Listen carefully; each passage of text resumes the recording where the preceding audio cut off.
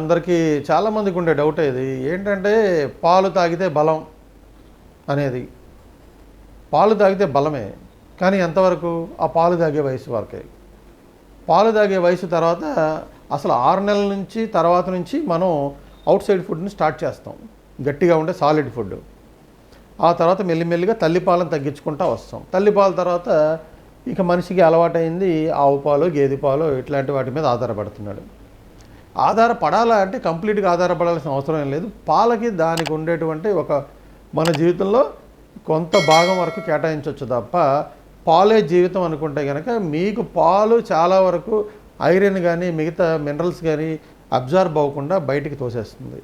So ఎక్కువగా పాల మీద ఉండేవాళ్ళకి కడుపు ఫిల్ అవుతుంది కానీ బాడీ పెరగదు. బ్రెయిన్కి కూడా ఈ ఐరన్ డెఫిషియన్సీలు వీటి వల్ల కూడా కొంచెం హాని జరుగుతుంది.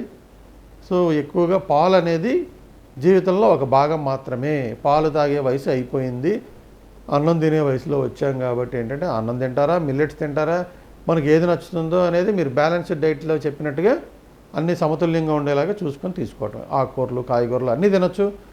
ఎక్కువగా కలర్స్, అన్ని కలర్స్, గ్రీన్ లీఫీ వెజిటబుల్స్ కానీ, ఆరెంజెస్ కానీ, క్యారెట్ కానీ, బీట్రూట్ కానీ ఇవన్నీ కూడా ప్రిఫర్ చేయమని చెప్తాను నేను.